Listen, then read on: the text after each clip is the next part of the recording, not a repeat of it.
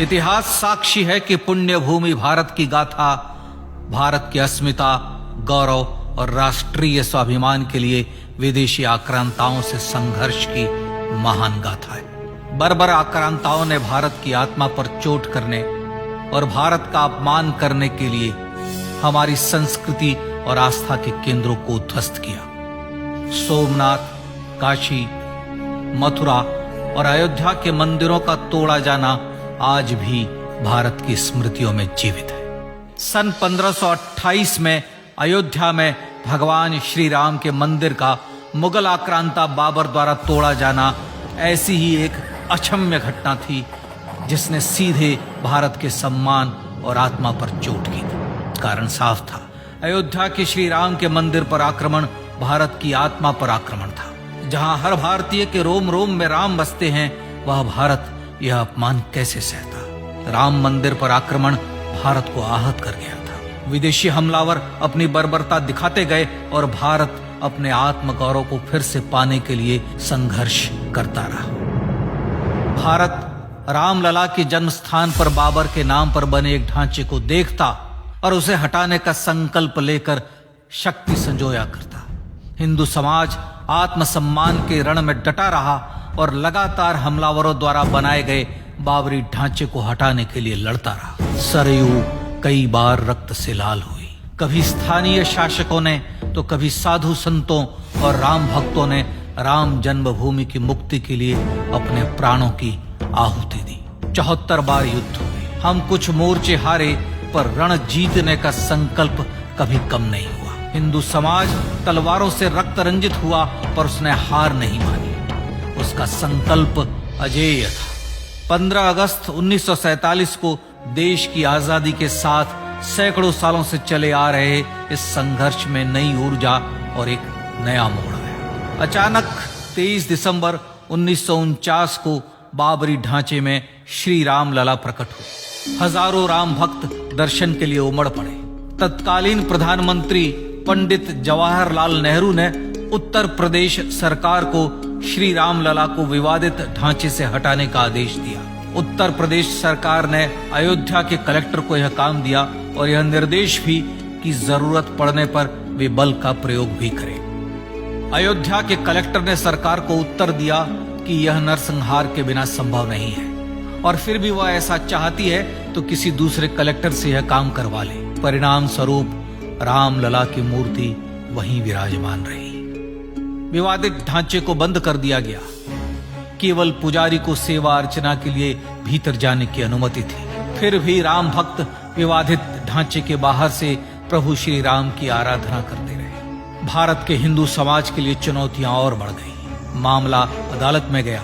विपक्षी दलों द्वारा अदालत में भगवान श्री राम के अस्तित्व पर सवाल उठाए गए। उनके अयोध्या में ही जन्म लेने का प्रमाण मांगा गया। भारत का जनमानस अब आहत हो उठा था।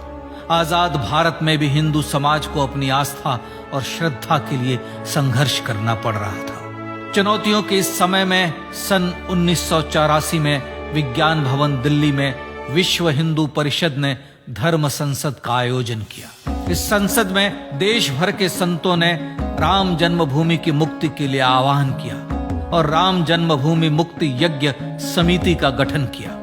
धर्म संसद ने राम जन्मभूमि की मुक्ति और वहां भगवान श्री राम के भव्य मंदिर बनाने के भारत के जनमानस के संकल्प को फिर से दोहराया। विश्व हिंदू परिषद के नेतृत्व में मंदिर निर्माण के लिए पूरे देश में अभूतपूर्व आंदोलन की शुरुआत हुई। श्री राम जन्मस्थली मुक्ति यज्ञ समिति के साथ देश भर में राम जानकी की रथ यात्राएं निकली। राम लीलाओं में राम कथा के माध्यम से भारत का आम जन फिर से जुटा।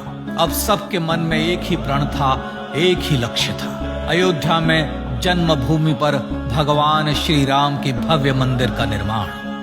सन 1989 में विश्व हिंदू परिषद द्वारा गांव-गांव से रामशिला पूजन करके अयोध्या भेजी गई। 2,75,000 गांवों से रामशिलाएं अयोध्या पहुंची। भव्य राम मंदिर के शिलान्यास का निर्णय हुआ। पूज्य संत महात्माओं और हिंदू समाज के अन्य प्रमुख नेताओं के निर्णय के अनुसार अनुसूचित जाति के प्रमुख नेता श्री कामेश्वर चौपाल ने 9 नवंबर 1989 को मंदिर निर्माण का पहला पत्थर रखा। राम जन्मभूमि पर मंदिर निर्माण के लक्ष्य की पूर्ति के लिए सन 1990 में सोमनाथ से अयोध्या के लिए श्री लाल कृष्ण आडवाणी ने रथ यात्रा की शुरुआत की। देश में जन भावनाओं का ज्वार उमड़ने लगा। श्री लाल कृष्ण आडवाणी के रथ यात्रा के साथ साथ मंदिर के लिए जन समर्थन बढ़ने लगा और छद्म सेकुलरवाद बेनकाब होने लगा। इस जन आंदोलन को रोकने की तमाम कोशिशें हुई पर सब व्यर्थ हुई।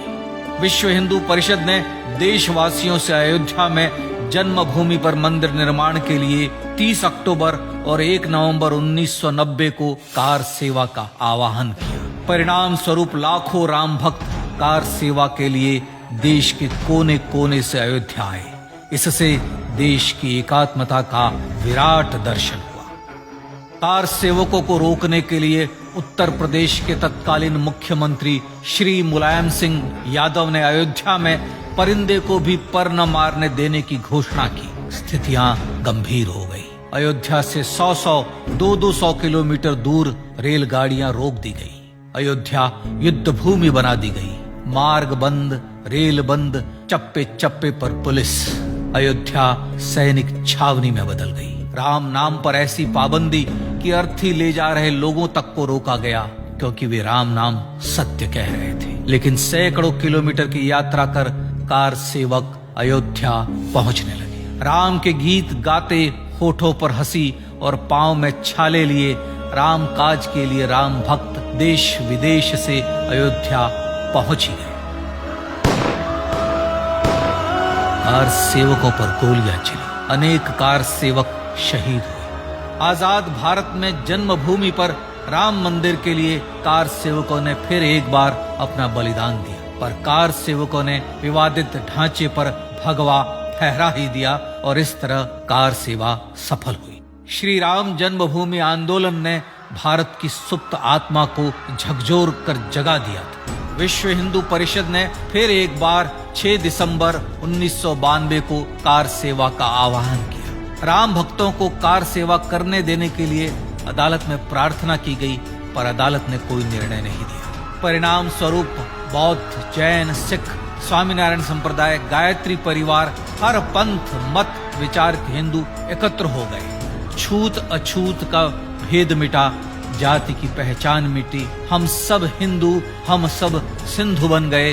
राम सिंधु में ज्वार उठा और देखते ही देखते 6 दिसंबर 1992 को श्री राम जन्मभूमि से बाबरी ढांचा सदा के लिए हट गया।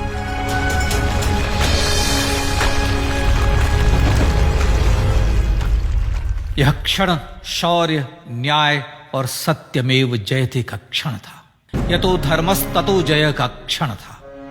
पर संघर्ष की गाथा यहां जाकर भी नहीं रुकी। छद्म सेकुलरवादियों द्वारा भारत और भगवान श्री राम के इतिहास को झुठलाने के लिए अदालतों में चुनौतियों का सिलसिला चलता रहा, जो 1950 से चल रहा था। हिंदू सिखों के बीच से गुजरते हुए भगवान श्री राम का दर्शन करने के लिए विवश थे। यह स्थिति थी आजाद भारत में श्री राम और राम भक्तों की। पर सत्य को तो जीतना ही था।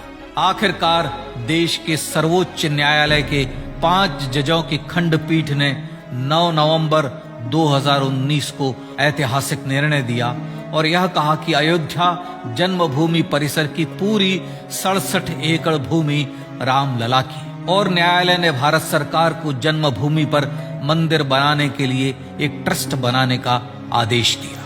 सर्वोच्च न्यायालय के आदेश के अनुसार भारत सरकार ने 5 फरवरी 2020 को श्री राम जन्मभूमि तीर्थ क्षेत्र नाम के ट्रस्ट का गठन किया और राम जन्मभूमि न्यास की भूमि जो सरकार द्वारा अधिग्रहित की गई थी उसे ही नवनिर्मित न्यास को वापस दे दिया गया। 5 अगस्त 2020 को भारत के प्रधानमंत्री श्री नरेंद्र मोदी ने श्री राम जन्मभूमि तीर्थ क्षेत्र के अध्यक्ष पूज्य महंत नृत्य गोपाल दास, राष्ट्रीय स्वयंसेवक संघ के पूज्य सरसंघ चालक डॉक्टर मोहन भागवत एवं उत्तर प्रदेश के मुख्यमंत्री श्री योगी आदित्यनाथ की उपस्थिति में श्री राम जन्मभूमि पर भगवान श्री राम के भव्य मंदिर के लिए भूमि पूजन कर निर्माण कार्य का शुभारंभ किया। इस तरह लगभग 500 वर्षों से राम जन्मभूमि की मुक्ति के संघर्ष का पटाक्षेप हुआ।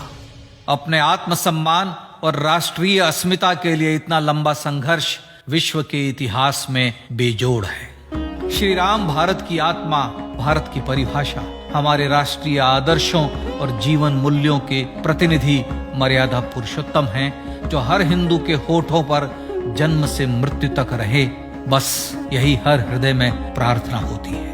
राम भारतीय राष्ट्रीय स्वाभिमान और आसेतु हिमालय से समुद्र पर्यंत तक जन जन को एकात्मता के बंधन में बांधने वाले रक्षा सूत्र है। अयोध्या स्थित श्री राम जन्मभूमि पर बाबर का हमला वास्तव में भारत के स्वाभिमान और राष्ट्रीयता पर हमला था। प्रधानमंत्री श्री नरेंद्र मोदी द्वारा श्री राम जन्मभूमि पर राम मंदिर का पुनः निर्माण न केवल बाबरी मानसिकता का पराभव है, बल्कि संपन्न, सुखी, सुसंस्कृत, सर्वशक्ति संपन्न स्वराष्ट्र का सूर्योदय भी है। यह उस राम राज्य की दिशा में वह कदम है जिसकी अभिलाषा राजराजेंद्र चोल, कृष्णदेव राय, छत्रपति शिवाजी महाराज से लेकर महात्मा गांधी तक ने की थी।